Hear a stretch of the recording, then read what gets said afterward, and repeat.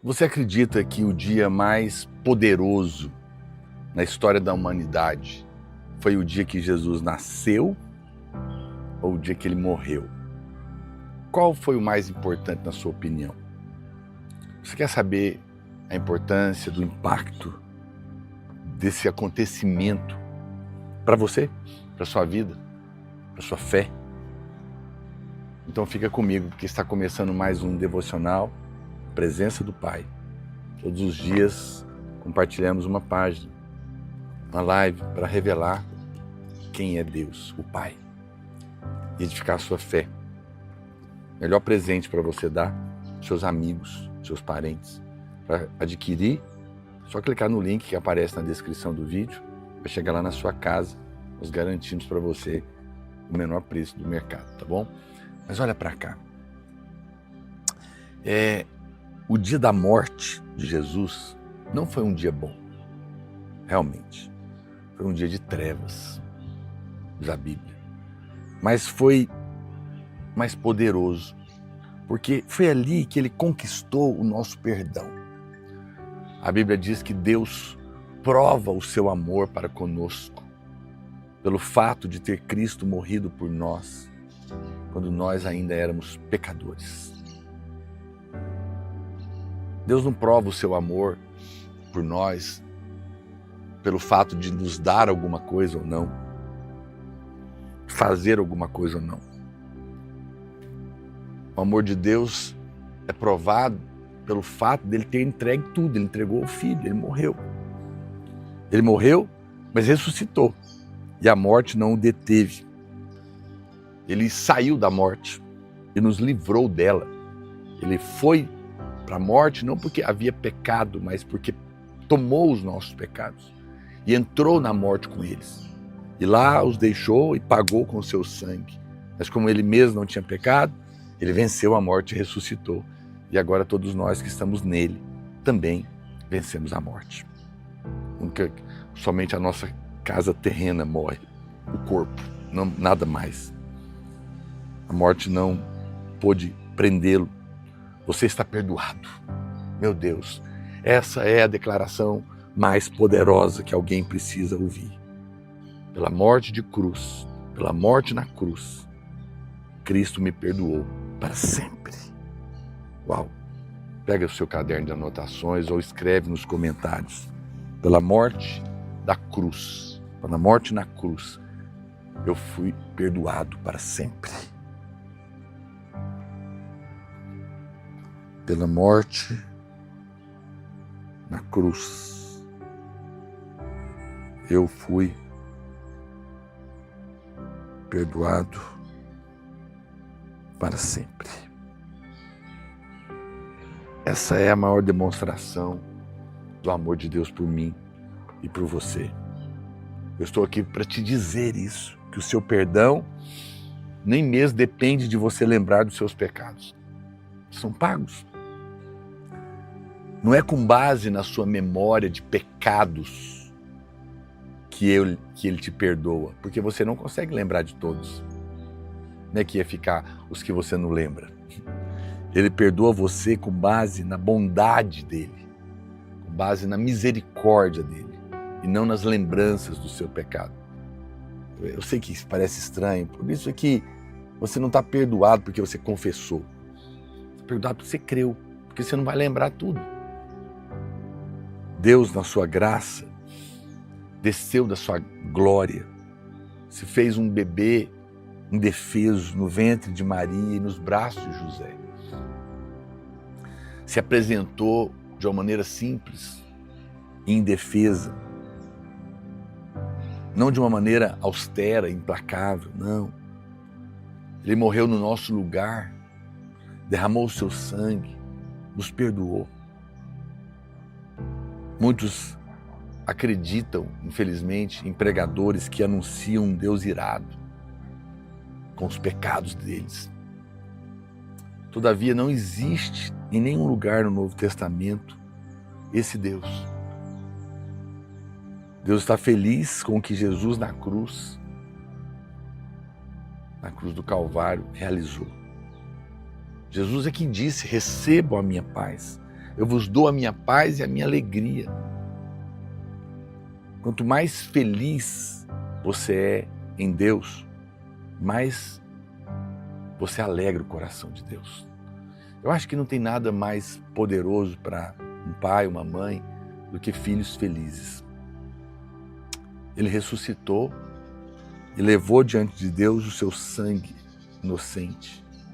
Ele morreu, ele foi ao paraíso, ele desceu à região dos mortos e depois ressuscitou e esteve entre os discípulos, diz a Bíblia. E depois ele subiu, apresentou o seu sangue, sem pecado, e assentou à destra do Pai e descansou da sua obra. Na sua ressurreição, passando pela terra, ele encontra Maria. E o que ele disse para ela? Não me toque, porque eu ainda não subi para o Pai. Ele não foi ao Pai na morte. Ele não tinha ido ainda. Estava subindo. Mas somente depois da sua ressurreição, na vida e não na morte, é que ele subiu. Interessante que em Apocalipse capítulo 5 mostra o comparecimento de Jesus diante do Pai depois da sua ressurreição. E ali houve a recepção mais magnífica da história e da eternidade. Eu falo algo para você que é verdade, mas ela não é precisa. Deus pagou os pecados, Deus pagou os nossos pecados e colocou-os em Cristo. E colocou Cristo em nós.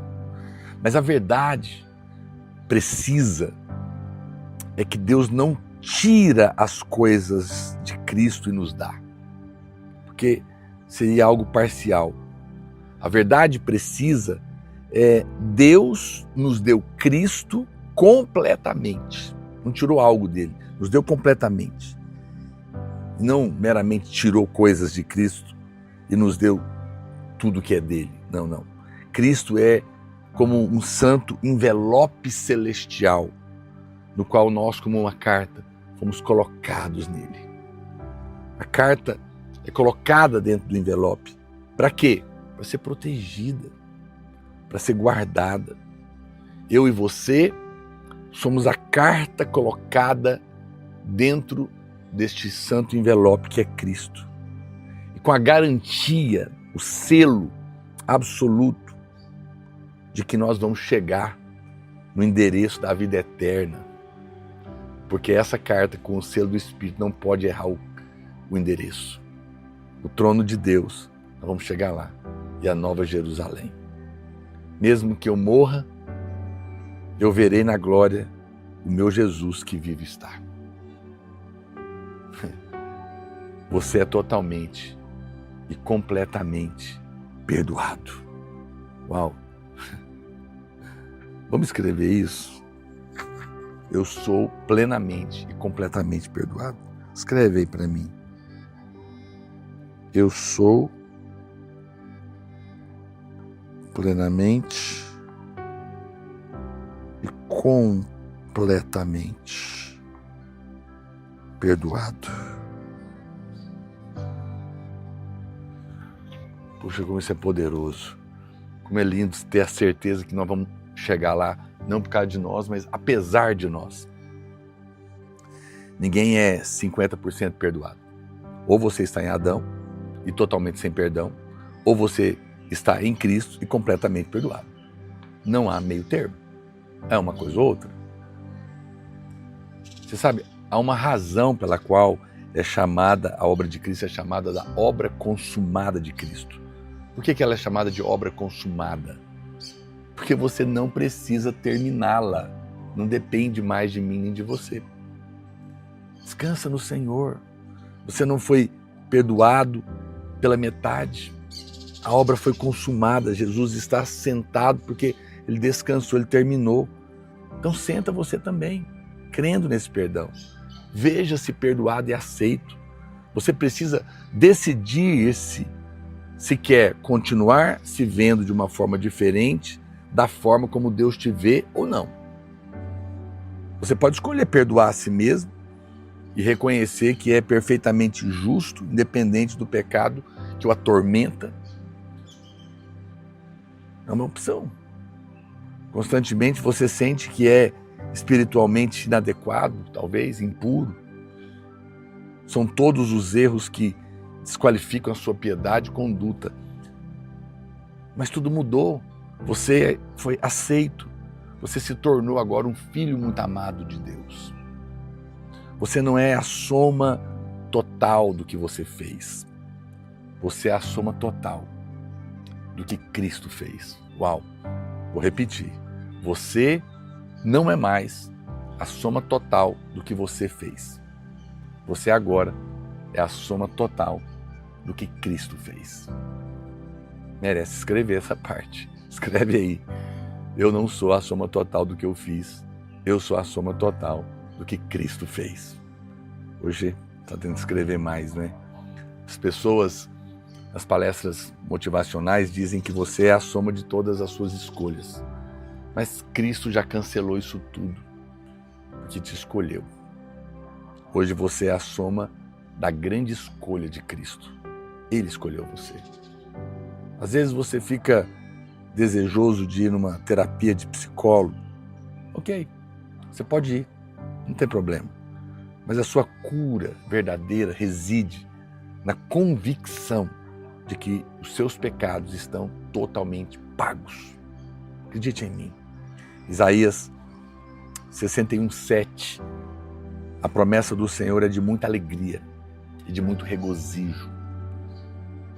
Talvez você esteja perdendo o desfrute da imensa bondade de Deus. Ainda há muitos irmãos que vivem todo o tempo se sentindo desqualificados, envergonhados na presença. É isso que te impede de orar com ousadia. Não tenha mais receio. Deus te vê em Cristo e Ele já levou a sua vergonha na cruz para que hoje você possa receber em Cristo, apesar de você e dos seus erros, dupla honra. Você não é a soma de tudo que você fez. Você é a soma de tudo que Cristo fez. Puxa vida, essa verdade tome o seu coração hoje de uma maneira poderosa. Amém? Eu vou orar por você, mas antes eu quero te lembrar que eu vou salvar essa live. Pega o link, manda nos seus grupos de WhatsApp, abençoa a vida de alguém e não se esqueça de se inscrever aqui no nosso canal. Clica aí, vem participar com a gente. Pai, obrigado porque nós não somos a soma de tudo que fizemos, mas somos a soma de tudo que Cristo fez. Revela-te a cada um de nós e que todo espírito de culpa, de condenação seja paralisado agora, a voz da acusação. Estamos perdoados para sempre e definitivamente. Que essa paz possa tomar o nosso coração de uma maneira definitiva, a nossa mente, a nossa alma. Que o seu amor derramado no nosso coração tire todo o medo. Que possamos viver com completa confiança. Em nome de Jesus. Fica na paz completa. Você é amado, você está perdoado para sempre. A obra está consumada.